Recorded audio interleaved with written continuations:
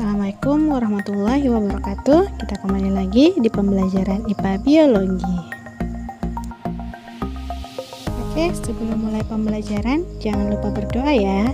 Selalu awali aktivitas dengan berdoa. Kemudian siapkan diri, siapkan alat tulis untuk belajar. Kemudian tersenyum. Nah, tersenyum merupakan sedekah yang paling mudah yang dapat kita lakukan untuk diri sendiri maupun untuk orang lain.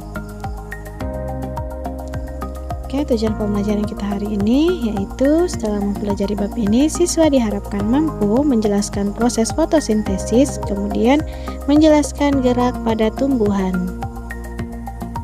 Oke, kita masuk pada pembahasan yang pertama yaitu fotosintesis. Nah, mendengar kata fotosintesis pasti sudah tidak asing lagi di telinga kita ya. Nah, fotosintesis ini dibutuhkan untuk memproduksi zat makanan berupa glukosa. Proses ini bukan hanya dilakukan oleh tumbuhan ya, tetapi juga dilakukan oleh alga dan beberapa jenis bakteri. Oke, berbicara mengenai fotosintesis.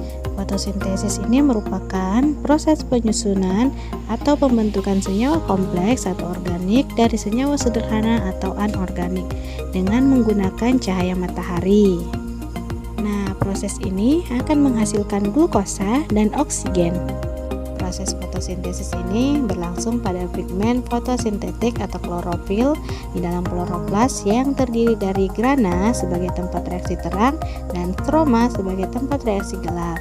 Dalam fotosintesis ini dihasilkan glukosa yang disimpan dalam bentuk amilum atau karbohidrat dan dilepas oleh oksigen.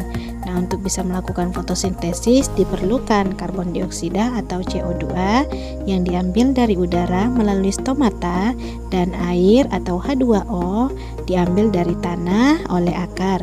Kemudian lewat xilem yang didistribusikan ke daun.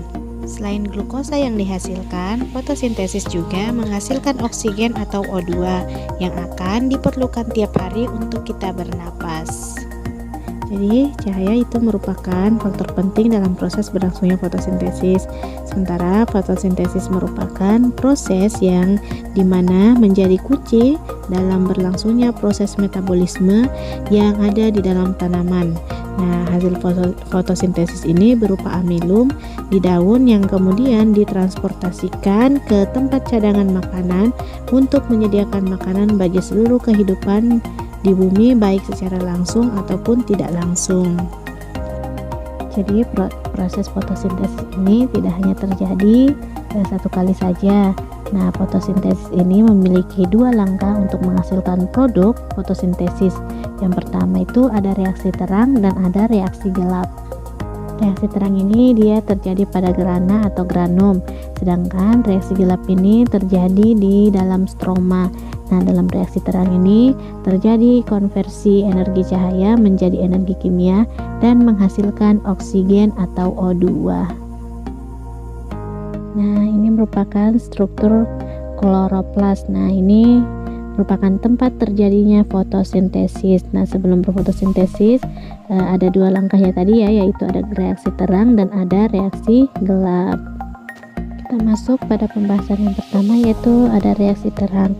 Nah, dalam reaksi terang ini klorofil yang ada di dalam daun akan menangkap cahaya matahari. Ingat ya, cahaya matahari ini merupakan unsur penting di dalam fotosintesis.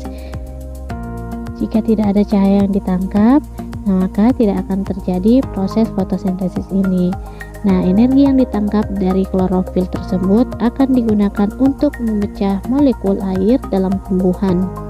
Pemecahan molekul air tersebut disebut sebagai fotolisis, yaitu ion H+ diikat oleh CO2 dan enzim NADP di daun dan menjadi NADPH. Nah, elektron yang terlepas dari aktifnya klorofil juga untuk pembentukan ADP menjadi ATP. Nah, ADP ini atau ATP ini nantinya akan digunakan dalam proses reaksi gelap pada proses fotosintesis. Selanjutnya ada reaksi gelap. Nah, reaksi gelap ini merupakan lanjutan dari reaksi terang dan terjadi di dalam stroma. Sesuai dengan namanya ya, reaksi gelap ini artinya dia tidak memerlukan bantuan cahaya sebagai sumber energi. Nah, reaksi gelap ini juga disebut sebagai siklus Kelvin. Nah, meski dalam prosesnya ini tidak memerlukan cahaya, bukan berarti proses ini tidak bisa berjalan ketika ada cahaya ya. Nah, pada reaksi gelap ini yang akan terjadi adalah pengikatan karbon dioksida atau CO2 di stroma atau bagian dalam kloroplas. Kemudian CO2 ketika ditangkap akan diikat oleh RuBP dan ATP dan NADPH yang dihasilkan dari reaksi terang.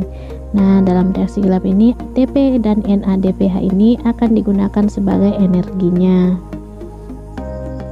Reaksi fotosintesis ini dapat dituliskan yaitu 6CO2 atau karbon dioksida ditambah 6H2O ditambah air ya, kemudian dibantu oleh cahaya matahari akan menghasilkan C6H12O6, ini merupakan glukosa, ditambah 6O2, ini merupakan oksigen. Jadi hasil dari fotosintesis itu ada dua ya, yaitu glukosa sebagai makanannya dan oksigen yang akan dilepas ke udara bebas. Nah, ini merupakan faktor-faktor yang mempengaruhi fotosintesis ya. Yang pertama itu ada kadar CO2 di udara, kemudian suhu, kemudian ada cahaya, air, kadar O2, dan kandungan hara di dalam tanaman. Oke, itulah tadi pembahasan kita mengenai fotosintesis untuk materi gerak pada tumbuhan. Ustazah ingin kalian belajar mandiri, silahkan dibaca di buku cetaknya masing-masing ya. Kemudian ada tugas 2 nomor, silahkan dikerjakan. Yang pertama itu buatlah peta konsep ini sekreatif mungkin ya, ini tentang proses fotosintesis. Terus yang kedua, setelah kalian membaca materi tentang gerak pada tumbuhan yang ada di buku, kemudian silahkan carikan contoh masing-masing gerak tumbuhan yang ada di lingkungan sekitarmu. Oke, terima kasih telah menyimak video pembelajaran ini. Akhir kata, semangat terus dalam menuntut ilmu, jangan mudah menyerah, tetap jaga kesehatan ya, kemudian jangan lupa tersenyum. Oke, saya akhiri dengan Assalamualaikum warahmatullahi wabarakatuh.